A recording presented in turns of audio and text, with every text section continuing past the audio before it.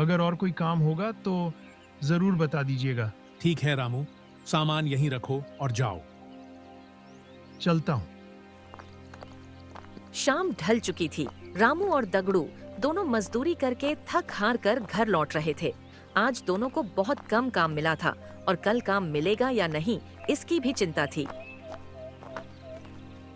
अरे भाई रामू, क्या यार, इस मजदूरी से घर चलाना कितना मुश्किल है। पता नहीं कैसे गुजारा होगा। हाँ भाई, सही कह रहा है।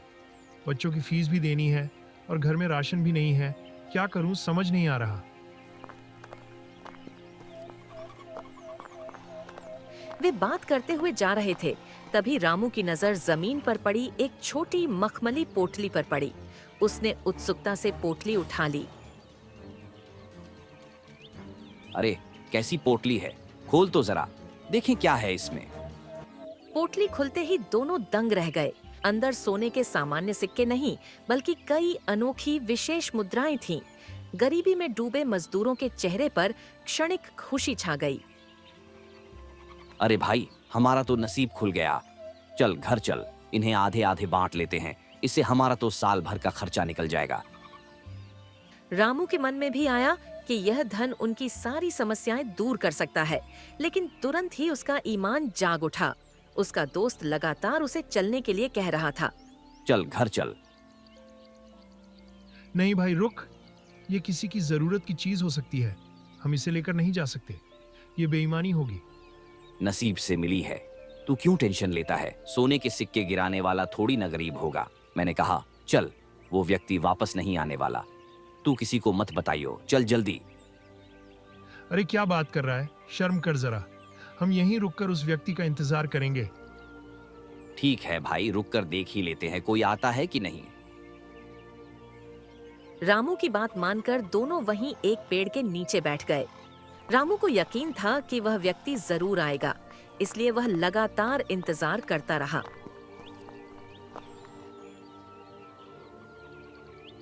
समय तेजी से बीतने लगा। लोग रास्ते से आते जाते रहे। रामू भी रास्ते पर निगाह रख रहा था। शुरुआत में कुछ लोग सड़क से आ जा रहे थे, लेकिन अब सूरज डूब चुका था और रास्ते पर पूरी तरह सन्नाटा छा गया था। पोटली का मालिक अब तक नहीं आया था।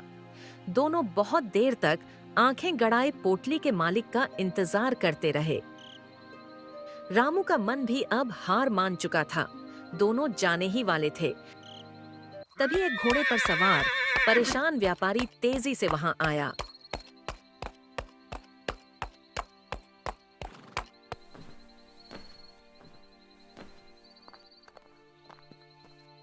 भाई लोग माफ करना, क्या तुम लोगों ने इस रास्ते पर कोई पोटली देखी है? मैं बहुत जरूरी काम से शहर जा रहा था। मुझे पोटली नहीं मिली तो मैं बर्बाद हो जाऊंगा। हाँ सेठ जी, हमें मिली है। ये रही आपकी पोटली। हाँ यही है वो। तुम्हें कहाँ मिली? रुक भाई रामू, यह क्या कर रहा है? सेठ जी, आप कैसे कह सकते हैं कि यह पोटली आपकी ही है? क्या सबूत है? यह कोई साधारण पोटली नहीं है। इसमें सोने के सामान्य सिक्के नहीं, बल्कि कई अनोखी विशेष मुद्राएं हैं। हाँ सेठ जी, इसमें ऐसी ही विशेष मुद्राएं हैं। हमें यहीं मिली थी, इसीलिए हम बहुत समय से यहीं पर रुके थे, ताकि इस पोटली को उसके मालिक को लौटा सके। तुम दोनों का बहुत बहुत धन्यवाद। यही है वो। ये कोई मामूली सोने के सिक्के नहीं हैं। ये विशेष रूप से हमारे व्यापारियों के बनाए गए सिक्के हैं, जिनसे हमारे बड़े बड़े व्यापार के व्यवहार होते हैं। हाँ, इसीलिए ये अलग दिखते हैं। ये कल ही मुझे इनकी जरूरत थी। नहीं मिलते तो मेरा बहुत बड़ा व्यापार का सौदा टूट जाता। इसीलिए तुम दोनों ने अपने नेक दिली से मेरे ऊपर बड़ा एहसान किया है। तुम दोनों क्या काम करते हो? जी, हम मजदूरी करते हैं, पर गुजारा मुश्किल से होता है। मैं ऐसे ही किसी को नहीं पूछता, पर तुम दोनों की नेक दिली और ईमानदारी की वजह से पूछ रहा हूं। क्या तुम दोनों मेरे व्यापार के व्यवसाय में शामिल होना चाहोगे? मैं तुम दोनों को कम दाम में अच्छा माल सप्लाई करूंगा। क्यों नहीं, जरूर। हाँ हाँ, क्यों नहीं, जरूर।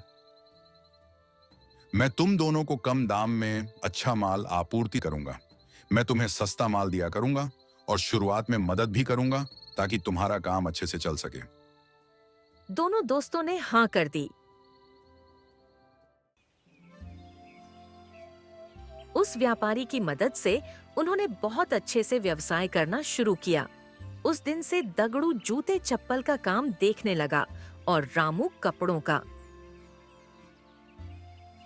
कुछ ही समय में दोनों बड़े और सफल व्यापारी बन गए।